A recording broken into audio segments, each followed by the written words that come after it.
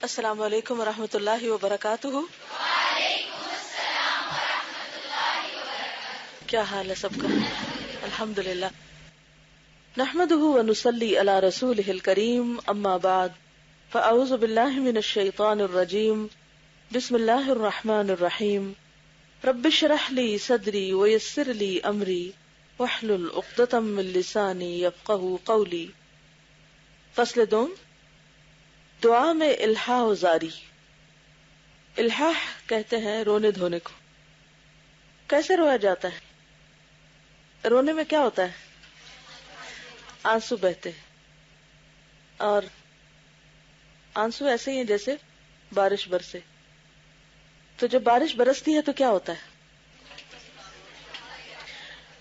بارش بھی تو بادلوں کے آنسو ہی ہے نا، قطرہ قطرہ برستے ہیں، حالانکہ کتنے ہیوج بادل ہوتے ہیں اور کتنا زیادہ پانی زمین پہ اترتا ہے، لیکن کس شکل میں اترتا ہے؟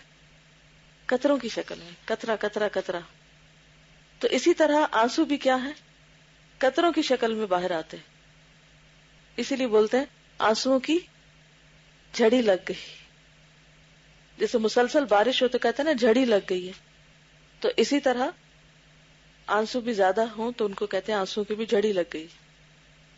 تو بارش ہونے سے کیا ہوتا ہے؟ پوری فضا صاف ہو جاتی ہے، اور پھر سورج کی روشنی خوب اچھی طرح پہنچتی ہے۔ اس کے بعد جب بادل چھٹتے ہیں یا بادل برس چکتے ہیں، اور کیا فائدہ ہوتا ہے؟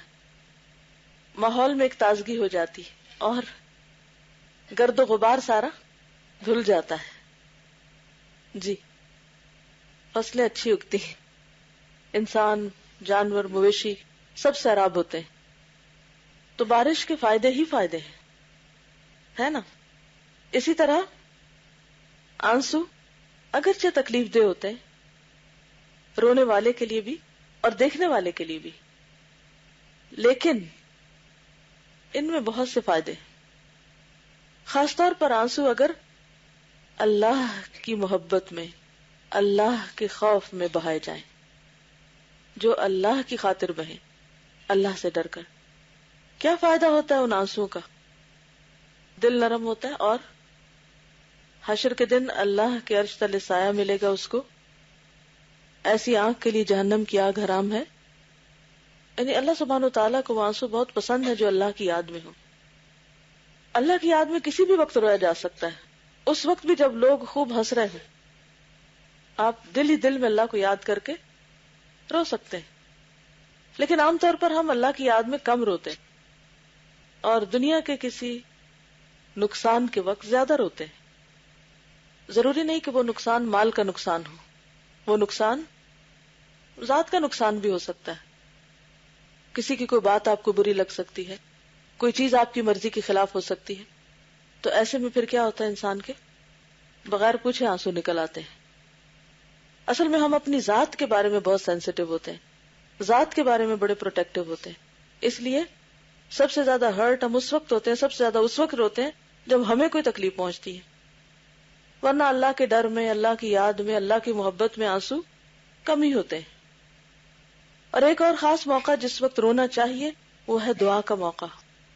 دعا کے وقت رونا دھونا بہت اچھی بات ہے۔ بچے عام طور پر اگر اپنی ماں سے کوئی بات ویسے ہی کہیں تو مائیں کم توجہ دیتی ہیں، اور اگر رو کے بات کریں، حتیٰ کہ کہیں کچھ بھی نہ، صرف رونا شروع کر دیں، تو کیا ہوتا ہے؟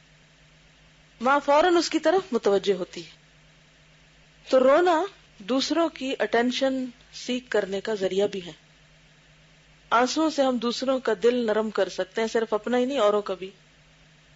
آنسوؤں سے دوسروں کی توجہ حاصل کر سکتے ہیں۔ تو سوچئے کہ اگر بندہ واقعی اللہ کے آگے روتا ہے اور رو کر دعا مانگتا ہے، تو اس دعا میں اور عام دعا میں فرق ہوگا یا نہیں؟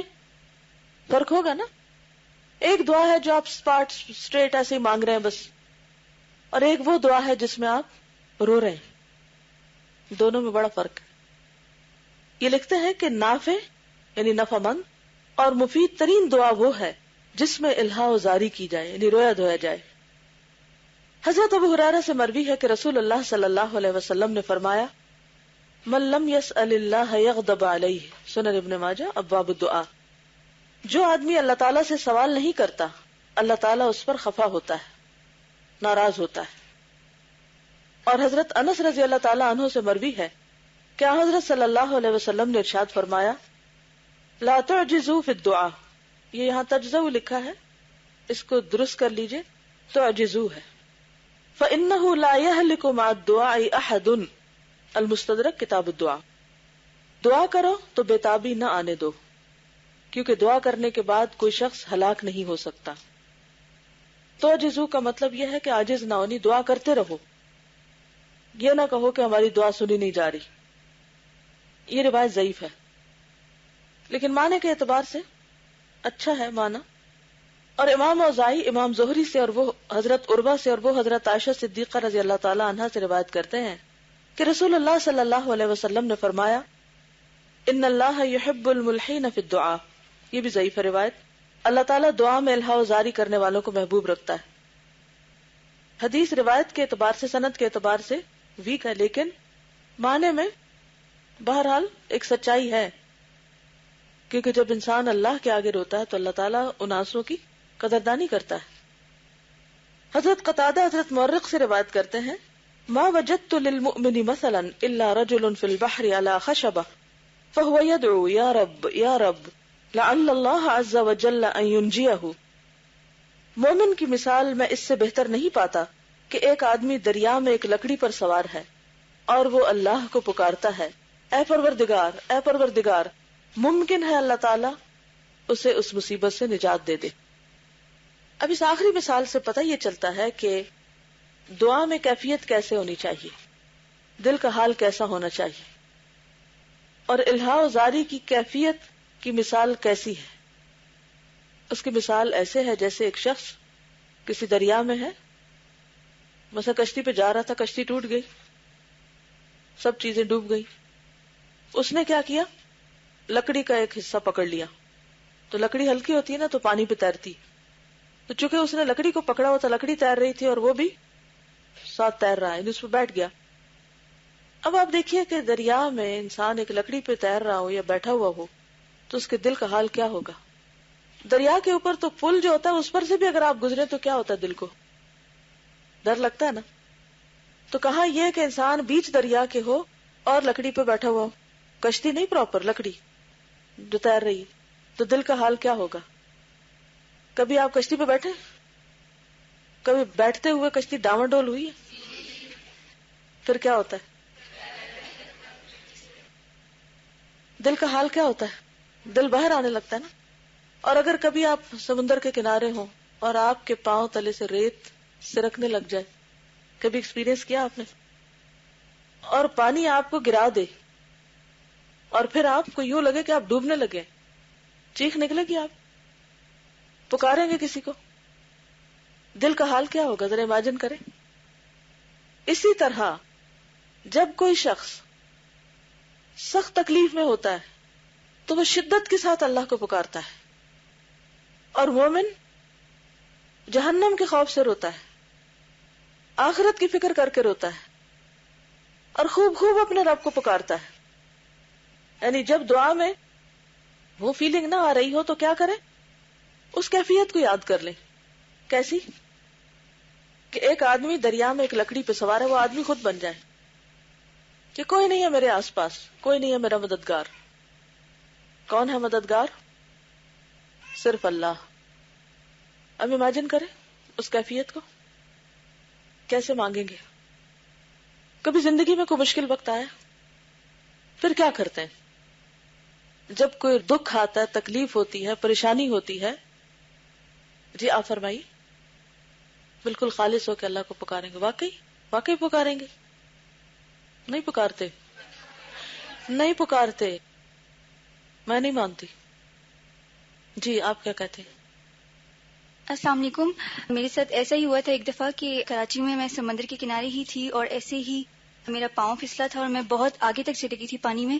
تو اس ٹائم ایسی ہی فیلنگز تھی کہ لگ رہا تھا کہ اس پانی میں تو اب کوئی اور مجھے بچانے نہیں آ سکتا، تو اب صرف واحد اللہ تعالیٰ ہی ہیں جو مجھے بچا سکتے ہیں، کیونکہ اس پانی میں آپ کسی اور کو ایکسپیکٹ نہیں کر سکتے کہ وہ کوئی آئے گا. اور لائف گارڈز اتنے دور جا چکے تھے کہ مجھے وہ نظر بھی نہیں آ رہے تھے. انفیکٹ پھر میرے بھائی نے پتہ نہیں مجھے کیسے پکڑا, مجھے نہیں پتا, لیکن اس ٹائم جو کیفیت تھی وہ یہی تھی کہ بس اب کوئی ہستی ایسی نہیں ہے جو مجھے بچا سکے, صرف واحد اللہ تعالیٰ ہے جو مجھے, اگر میں سمندر کی تہہ تک بھی چلی جاؤں تو وہاں سے بھی مجھے نکال سکتے ہیں. تو سارا مجھے ریمائنڈ ہو رہا ہے کہ وہ واحد اللہ تعالیٰ ہیں جو ہر مصیبت سے نجات دلا سکتے ہیں. تو اس وقت آپ نے اللہ تعالیٰ کو کیسے پکارا تھا؟ بہت خالص ہو کر نا, بہت خالص ہو کر, ہر ایک سے دل کو خالی کر کے. پتہ مشکل کیا ہے ہماری؟ مشکل یہ ہے کہ جب ہمیں کوئی دکھ تکلیف آتا ہے تو اللہ تعالیٰ سب سے بعد میں یاد آتے ہیں. پہلے ہم لوگوں کو یاد کرتے ہیں, ہائے میری امی ہوتی تو پھر میرے ساتھ یہ نہ ہوتا, میرے ابا ہوتے تو پھر کیسا کیسا مجھے فائدہ ہوتا. یا پھر انسان اور بہت سے اپنے قریبی اور عزیز دوستوں کو یاد کرنے لگتا ہے. مالی مشکل ہو تو مال والے یاد آنے لگتے ہیں. اسی طرح اگر کسی انسان کی طرف سے کوئی پریشانی ہو تو کوئی اور انسان جو اس سے طاقتور ہو وہ یاد آنے لگتا ہے کہ وہ ہمیں چھڑائے گا, بچائے گا. لیکن حقیقت یہ ہے کہ ہم اس وقت بھی خالص ہو کر فدعوا اللہ مخلصین لہ الدین, خالص ہو کر اس کو کم ہی پکارتے ہیں. اور یہ نہیں کہتے کہ یا اللہ صرف تو ہے جو مدد کر سکتا ہے, مجھے کسی انسان پر کوئی بھروسہ نہیں, مجھے کسی انسان سے کوئی توقع نہیں, میں انسانوں سے نا امید ہوں, مجھے امید صرف تیری ذات سے ہے کیونکہ تو قادر مطلق ہے. انک علی کل شیء قدیر. اور پھر یہ کہہ کے روئے اللہ کے سامنے اور دعا مانگے. پھر آپ دیکھیں کیسے نہیں سنی جاتی, ضرور سنی جائے گی. دعا تو ہر حال میں نافع ہے, ہر حال میں فائدہ دیتی ہے. مشکل ہمارے اپنے اندر ہے, ہمیں مانگنا نہیں آتا اور ہم کم ہی الہا وزاری کرتے ہیں. تو پھر آج کے لیے کیا کریں گے؟ کیسی دعا؟ کوئی بھی مشکل جو آپ پر پڑی ہوئی ہے, جس کی وجہ سے آپ پریشان ہیں, کوئی بھی تکلیف جس سے آپ کو واسطہ ہے, اس کو سوچ کر اس کے بارے میں رو رو کر اللہ سے مانگیے. افطار کا وقت قبولیت کا وقت ہوتا ہے, تہجد کا وقت قبولیت کا وقت ہے, اور جو کچھ ہم پڑھ رہے ہیں اس پر عمل کیجیے. آپ کچھ کہنا چاہ رہی تھی؟ کہ ہم جب سب کچھ خراب ہو جاتا ہے, ہم ہوپلیس ہو جاتے ہیں, تب کہتے ہیں بالکل ہم کہتے ہیں کہ اللہ ہی ہے. بالکل. ایاک نعبد کا مطلب ہی کیا ہے, وہ ایاک نستعین کا کیا مطلب ہے؟ کہ اللہ بھی ہے جس کی ہم عبادت کرتے ہیں, اور اللہ بھی ہے جس کی ہم مدد مانگ سکتے ہیں. یہ ترجمہ اس کا کیا ترجمہ ہے؟ ایاک نعبد و ایاک نستعین. ہر روز کہتے ہیں لیکن عمل کچھ نہیں کرتے. آپ کو کوئی تکلیف ہے زندگی میں؟ چلیے اپنی بات نہیں بتائی, ویسے بتائیے کہ لوگوں کو کیا کیا تکلیفیں ہوتی ہیں, کیا کیا تکلیفیں ہوتی ہیں عام طور پر؟ ہاں, بیماری اور فائنینشیل پرابلمز, اولاد کی طرف سے مشکل, اور کوئی عزیز فوت ہو جائے, اور جی برائیوں میں مبتلا ہونا. جی آج کل کے حالات رزق کے حوالے سے. اوکے ٹھیک ہے. آپ دیکھیے کہ شر اور تکلیف جو ہے نا اس کی مختلف قسمیں ہوتی ہیں, اور وہ قسمیں اللہ سبحانہ و تعالیٰ نے ہمیں قرآن مجید میں بتا دی ہیں. شر کی قسمیں قرآن مجید سے ہمیں پتہ چلتی ہیں. کہاں سے پتہ چلیں؟ وَلَنَبْلُوَنَّكُمْ میں ساری آزمائشوں کا ذکر ہے, اور اس کے علاوہ بھی جگہ ہے سورۃ الفلق. اس کو اگر آپ پڑھیے, قُلْ أَعُوذُ بِرَبِّ الْفَلَقِ مِن شَرِّ مَا خَلَقَ. ٹھیک ہے, ما خلق میں ساری مخلوقات آ جاتی ہیں, لکھ لیجئے. ما خلق میں کون کون آتا ہے؟ ساری مخلوق, مثلا انسان, جن, جانور, سانپ, بچھو, کیڑے مکوڑے وغیرہ وغیرہ. ما خلق. نمبر 2, ومن شر غاسق اذا وقب. غاسق کیا ہوتا ہے؟ اندھیرا. تو رات کے اندھیرے میں بہت سا شر ہوتا ہے, ڈر لگتا ہے نا ہمیں. اور کیا ہے؟ ومن شر النفاثات فی العقد. جن جادو ہر دوسرے بندے کا مسئلہ ہے یا نہیں؟ اکثر لوگ اس مصیبت کا شکار ہوتے ہیں. آخری آیت کیا ہے؟ ومن شر حاسد اذا حسد. حاسدوں کا شر. حاسد کون ہوتے ہیں, کہاں رہتے ہیں؟ جی قریب ہی رہتے ہیں. ہر بندے کے حاسد اس کے آس پاس ہوتے ہیں. کبھی بڑے حاسد ہوتے ہیں، کبھی چھوٹے حاسد ہوتے ہیں. یہ جو لوگوں میں عام طور پر مشکلات رہتی ہیں نا، اور ایک دوسرے سے لڑائی جھگڑے فساد فتنے اور ایک دوسرے سے نفرتیں بغض عداوتیں، یہ اصل میں کس چیز کا نتیجہ ہوتا ہے؟ حسد کا. یہاں تک کہ بعض اوقات شیطان انسان پہ اتنا حاوی ہوتا ہے کہ ماں باپ بچوں تک سے بھی حسد کرتے ہیں، یا بچے ماں باپ سے، بہن بھائی ایک دوسرے سے. وہ تو خیر ہے ہی بہت مشہور، کیونکہ حضرت یوسف علیہ السلام کا قصہ قرآن مجید میں بہت تفصیل سے بیان کیا گیا، جو اس حسد کا شکار ہوئے تھے. آدم علیہ السلام کے 2 بچے. تو اگر سگے بہن بھائیوں میں خون کے رشتوں میں حسد ہے تو پھر باقیوں کا تو آپ کہیے کیا. شوہر بیوی میں بھی ہو سکتا ہے، شدید قسم کا ہو سکتا ہے، اور اس میں سے جو فریق طاقتور ہوتا ہے وہ دوسرے پہ حاوی ہو جاتا ہے اور اس کو ہر طرح نقصان پہنچانے کی کوشش کرتا ہے. تو ہم سب اس دنیا میں رہتے ہوئے ایک طرف وَلَنَبْلُوَنَّكُمْ بِشَيْءٍ مِّنَ الْخَوْفِ وَالْجُوعِ وَنَقْصٍ مِّنَ الْأَمْوَالِ وَالْأَنفُسِ وَالثَّمَرَاتِ، ان 5 طرح کی مشکلات اور حوادث کا شکار ہوتے ہیں، اور دوسری طرف یہ 4 قسم کے شر جن کا سورۃ الفلق میں ذکر ہے، اس کا شکار ہوتے ہیں ون وے اور دی ادر. اب پھر انسان کیا کرے؟ بات یہ ہے کہ جب بھی ہمیں کوئی دکھ تکلیف پہنچتا ہے نا، جو بھی کوئی پریشانی لاحق ہوتی ہے، اس کے بعض اوقات بیرونی اسباب ہوتے ہیں جو یہ 4 طرح کے ابھی ذکر ہوئے، اور بعض اوقات اندرونی بھی ہوتے ہیں. ہم میں سے بہت سے لوگ صرف بیرونی اسباب کے اوپر نظر رکھتے ہیں، اس نے میرے ساتھ یہ کر دیا، فلاں ایسا ہے، فلاں ایسا ہے، 100 کمپلینٹس. اور کس کو بھولے ہوئے ہوتے ہیں ہم؟ اپنے آپ کو، اندر کو. تو ہر بیماری، ہر مصیبت، اس کا ایک بیرونی سبب ہوتا ہے اور اندرونی بھی ہوتا ہے. مثلا جسمانی بیماری ہے، جسمانی بیماریوں میں صرف باہر سے ہی مشکل ہوتی ہے یا کبھی اندر سے بھی کوئی ہوئی؟ باہر سے کیا مشکلات ہوتی ہے؟ مثلا سردی لگ گئی، مثلا وائرس نے اٹیک کر دیا، اور کیا ہوتا ہے بیماری جب آتی ہے؟ اب کہتے ہیں نا بخار ہو گیا، کیا ہوا؟ ٹھنڈ لگ گئی. کبھی پوچھتے ہیں اچھا کیا ہوا؟ بخار ہے، وائرل ہے، کہتے ہیں نا، چلیے مان لیا. کم ہی یہ کہتے ہیں کہ میں نے کوئی غلط چیز کھائی تھی. بھئی وائرس کہاں سے آپ کے اندر ٹپک پڑا؟ کبھی تو ٹھیک ہے سانس سے بھی کچھ چیزیں آ جاتی ہیں، لیکن بہت دفعہ کہاں سے آتی ہیں؟ غذا سے. ہمارے اپنے ہاتھوں کی کمائی غذا سے آتی. اچھا جسم کیوں بیمار ہوتا ہے؟ امیونٹی کم ہو، گڈ، اور ہماری غذا درست نہ ہو، جس فضا میں ہم سانس لیتے ہیں وہ درست نہ ہو، پانی صاف نہ ہو، وغیرہ وغیرہ. اب اس کے ذریعے جراثیم اندر چلے جاتے ہیں اور پھر جسم بیمار ہو جاتا ہے. کیا زیادہ کھانے سے بیمار ہوتے ہیں؟ یقیناً، ڈیفینیٹلی ہوتے ہیں.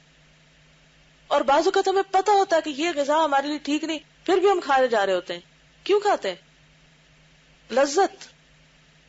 جسم کی ضرورت کوئی نہیں، صرف کیا ہے؟ نفس کی لذت. اس نفس کی خواہش ہے، دل چاہ رہا ہے، لہذا ہم کھاتے ہیں. اور پھر کیا ہوتا ہے؟ بیمار پڑتے ہیں.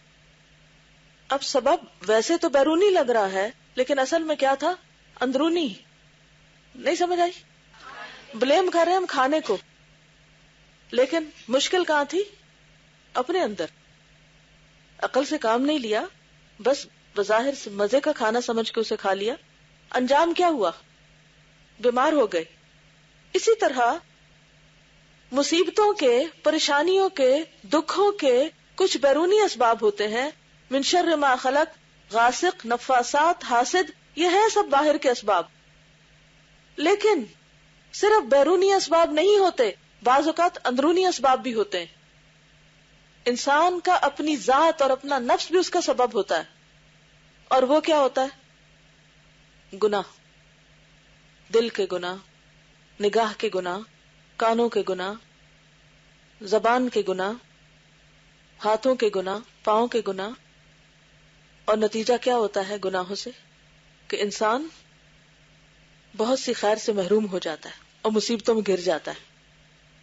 جب بھی کوئی مصیبت آئے، جب بھی کوئی تکلیف آئے، تو دونوں اسباب سوچئے. یاد رہے گی یہ بات؟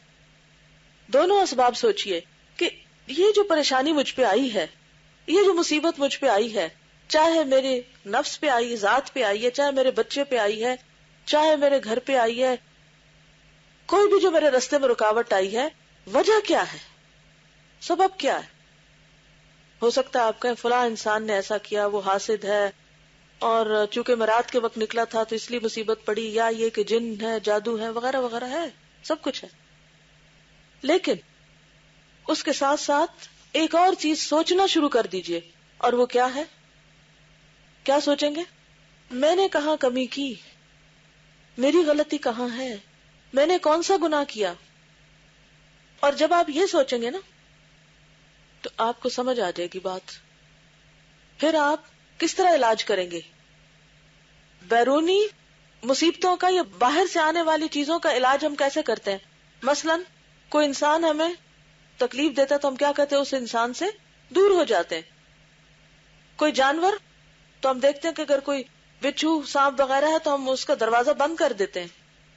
کسی گلی میں کتا ہو تو وہاں سے گزرتے نہیں. رات کے اندھیرے سے ڈر لگتا ہے تو ہم لائٹیں آن کر لیتے ہیں، باہر نکلتے ہی نہیں. ہوتا نا ایسے؟ جب پتہ چلتا ہے کہ کوئی حاسد ہے تو ہم اپنی نعمتوں کا اظہار اس کے سامنے کرتے نہیں. تو اس کے ساتھ ہمیں اور کیا سوچنا ہے کہ جو کچھ اندر سے اٹھ رہا ہے نا اس کا بھی علاج کرنا ہے. گڈ. یہ کہتے ہیں کہ ٹیمپریچر جو ہوتا ہے نا، اٹس ناٹ اے ڈیزیز. بخار خود بیماری نہیں ہوتا، وہ ایک الرٹ ہوتی ہے یا وارننگ ہوتی ہے کہ there is something wrong in your body, کوئی آپ کو انفیکشن ہے یا کوئی اور بلا ہے. تو اسی طرح جب کوئی تکلیف آتی ہے تو وہ دراصل ایک طرح سے الارم ہوتا ہے، وارننگ ہوتی ہے کہ there is something wrong somewhere, یا باہر یا اندر. باہر بھی جائزہ لیں اور اندر بھی جائزہ لیں. صرف ایک طرف سے جائزہ لینے سے مسئلہ نہیں حل ہوگا. بعض اوقات ہم بیرونی سارے راستے بند کر دیتے ہیں لیکن اندر تو جھانکتے بھی کوئی نہیں ہے کہ یہاں سے بھی مسئلہ اٹھ رہا ہے. کوئی میری بھی کوئی غلطی ہو سکتی ہے، میرا بھی کوئی قصور ہو سکتا ہے، میری بھی کوئی کوتاہی ہو سکتی ہے. ان میں سے مثال کے طور پر کیا ہو سکتی؟ نعمتوں کی ناشکری. کرتے ہیں نا نعمتوں کی ناشکری تو نعمت چھن جاتی. اللہ تعالیٰ کا کیا وعدہ ہے؟ لَإِن شَكَرْتُمْ لَأَزِيدَنَّكُمْ، اگر تم شکر ادا کرو گے تو میں تمہیں اور زیادہ نعمتیں دوں گا. وَلَئِن كَفَرْتُمْ، تو پھر آگے کیا ہے؟ اِنَّ عَذَابِي لَشَدِيدٌ، ناشکری کی تو میرا عذاب بڑا سخت ہے. اور شکر صرف زبان سے الحمدللہ کہنے سے نہیں ہوتا، اس کا اپنا فائدہ ہے جو کل ہم نے پڑھا ہے ذکر اذکار کا، لیکن اس کے ساتھ ساتھ عملی شکر بھی بڑا ضروری ہے کہ جو نعمتیں اللہ سبحانہ وتعالیٰ نے دی ان کو صحیح رستے پر لگایا جائے. مثلا علم کا شکر کیسے ادا ہوگا؟ عمل کیا جائے اور آگے شیئر کیا جائے. اب اگر آپ ایک پورا کورس کر کے گھر بیٹھ جائے اور کچھ بھی نہ کریں، کسی کو کوئی فائدہ نہ پہنچائے، تو کیا معاف کر دیے جائیں گے؟ کیا آپ کی پریشانیاں ختم ہو جائیں گی؟ نو. کیونکہ آپ ایک بہت بڑا جرم کر رہے ہیں، کتمان علم کا، کتمان حق کا، تو اس کی سزا دیکھنی پڑے گی. اسی طرح اگر مال ہے آپ کے پاس اور آپ کسی کو کچھ شیئر نہیں کرتے، صدقہ خیرات نہیں کرتے، نہ دائیں نہ بائیں، نہ دن کو نہ رات کو، کیا آپ سمجھتے ہیں کہ آپ چھٹ جائیں گے؟ پوچھ نہیں ہوگی، پکڑ نہیں ہوگی. تو شکر کیا ہے؟ کسی بھی نعمت کو پا کر اسے صحیح استعمال کرنا. ایک شعر ہے، اذا كنت في نعمة فرعها فإن المعاصي تزيل النعم. اگر تمہارے پاس کوئی نعمت ہے، کوئی بھی نعمت ہے، تو اس کی نگرانی کرو، کیونکہ معاصی یعنی گناہ نعمتوں کو زائل کر دیتے ہیں. نعمتیں چلی جاتی ہیں گناہوں کی وجہ سے. تو اب بات یہ ہے کہ اگر ہم نے کچھ گناہ کیے ہیں جو کہ یقیناً کیے ہیں، ہم میں سے کون کہہ سکتا ہے میں معصوم فرشتہ، میری تو کوئی غلطی ہی نہیں، کبھی غلطی کی نہیں، کبھی گناہ ہوا ہی نہیں؟ کہہ سکتا کوئی؟ کوئی بھی نہیں کہہ سکتا. صرف وقت ضائع کرنے کا کرائم جو ہم کرتے ہیں نا، صرف ٹائم ویسٹ کرنے کا جو جرم کرتے ہیں، اور کچھ بھی نہ کریں، کچھ نہیں، بس ہاتھ پہ ہاتھ دھر کے بیٹھے ہوئے، یہ بھی بہت بڑا گناہ ہے. اللہ نے یہ زندگی ایسی دی تھی بیکار بیٹھنے کو؟ اللہ نے دی تھی یہ زندگی کچھ کرنے کو.